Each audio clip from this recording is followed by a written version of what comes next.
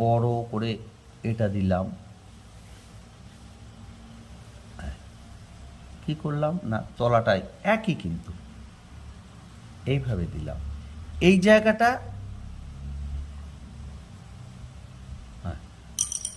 এটা কিন্তু আমরা এই অংশটাকে বাদ দিয়ে এইখানে কিন্তু এর যে দাঁড়িটা ছিল ওপর দিক থেকে এটা দিলাম, এটাকে ডবল লাইন করে দিলাম, এর এই অংশটা যে আমরা গোল পাকিয়েছি এই দুদিক থেকে সমান করে নিয়ে এই অংশটা এইভাবে দিয়ে দিলাম, আবার তলাটায় যদি আমরা একটা এইভাবে দিয়ে দিই, এটা যদি বীরের আকৃতি করি, আর এটা যে লিখেছি মাঝেটা দিয়ে আবার এখানে লিখব একটা এ,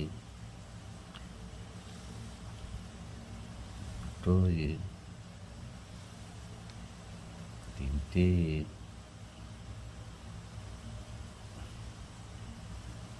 একটা একটা বাদ্যযন্ত্রের ছবি। সেক্ষেত্রে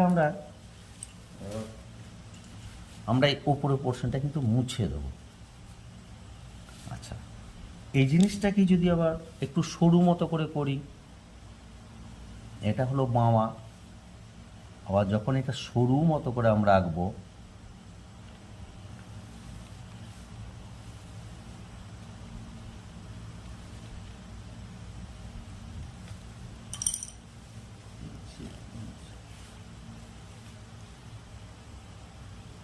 তবলা যখন আঁকবো তখন এটা একটু লম্বা মতো হবে।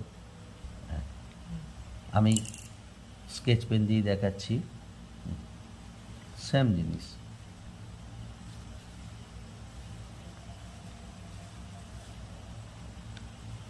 নিচের পোর্শনটা একটু চওড়া হবে আর এটা একটু সরু হবে। একটু সরু হবে, কি হবে না আমার যেমন বীরের উপরে বসে, বাদ্যযন্ত্র যেমন বীর এটার উপরে বসে, এইভাবেই বসবে।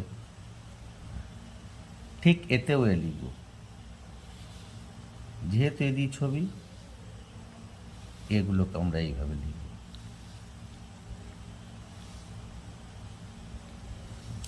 কিন্তু এক্ষেত্রে আমরা কাঠের গুটি দেবো, তবলার ক্ষেত্রে এটা কাঠের আমরা গুটিগুলোকে দিই। হয়ে গেল। আবার দেখুন যে এই এটা লিখলাম, দাঁড়িয়ে দিলাম, আমরা যদি এদিক থেকে দাঁড়িয়ে দিই, দেখুন একটা কুঠার টাইপের ছবি হলো, মানে অসংখ্য ছবি করা যাবে। আবার যদি এই যে দুটো দিক সমান, এই যে সমান লাইন, এইখানটা যখন এর এই দাঁড়িটা দিচ্ছে, এটা বাড়িয়ে দিয়ে যদি এরকম করি,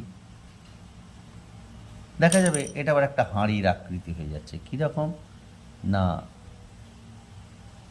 এই যে এর দাঁড়িটা গেল, এটা গেল, এটা গেল, এইখান থেকে এসেছে এইখানটা, এইখান থেকে এসেছে এইখানটা, সেম কেস। আমরা তলাটা গোল করে দিলাম, তাহলে এটা একটা হাঁড়ির ছবি হয়ে গেল, হাঁড়ি, কলসি বা হাঁড়ি, দইয়ের ভাঁড়, একটা ছবি হয়ে গেল। আচ্ছা, ছেলেরা এখন কোন আইসক্রিম খায়, ঠিক এইভাবে আমাদের হয়ে গেল। আবার যদি দিয়ে তলাটা যদি আবার আমরা এইভাবে আবার বাড়িয়ে দিই, যে এটা কোন আইসক্রিম, মালাই আইসক্রিম হয়। আচ্ছা, কুলফি আইসক্রিম। আচ্ছা, এটা যদি এইভাবে লিখি, যদি সোজা দাঁড়িয়ে দিই, পাতা যেমন দেখিয়েছি, আমরা যদি এইখানেটা দিই, এটা দেখুন আগেকার দিনের একটা তীর ধনুকের ছবি, কিন্তু এই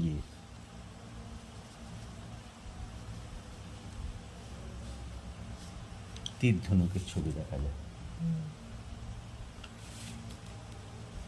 এরপরে আমরা যদি আবার এটাকে আরেকবার ফুলিয়ে আঁকি, তলাটা গোল করি, একই সিস্টেম।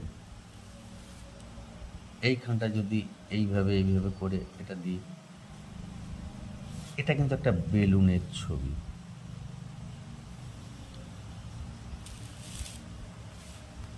আবার এটাকে আস্তে আস্তে আমরা এটা কিন্তু মানুষের মুখের দিকেও যেতে পারবো। যেমন কি আমি হয়তো একটা ঠাকুরের মুখ যদি আঁকি, এ লিখলাম, এর ভেতরে কিন্তু আকৃতিটাকে রাখলাম। ছবি আঁকার ক্ষেত্রেও কিন্তু খুব সুবিধা হবে যদি হাতের এই ব্যালেন্সটাকে তৈরি করা যায়। হলো, আমি এইখানটা কি করলাম না, চুলের মুখ, এই চোখ, এই চোখ, এই নাক, এই মুখ, চোখ, চোখ, টিপ, কান, কান, গলা। দারুণ। হ্যাঁ, এটাও কিন্তু এখানে আবার যদি বলি আমি কোনো একটা ঠাকুরের ছবি আঁকবো, এইভাবে করে দিলে এটাকে রইল, এই নামিয়ে দিলাম, এই নামিয়ে দিলাম, দেখুন একটা ছবির মতো হলো। এবার যেভাবে যা করে সেটা করা যেতে পারে। ঠিক আছে, এরপর আমি এই যে পোর্শনটা লিখছি, এই নিচের পোর্শনটাকে নিয়ে আমি যদি বলি যে জল টল দেওয়ার যে জগ, এইভাবে হ্যান্ডেল, পিতল টিতলের আমাদের আগেকার দিনের কিন্তু এই যেমন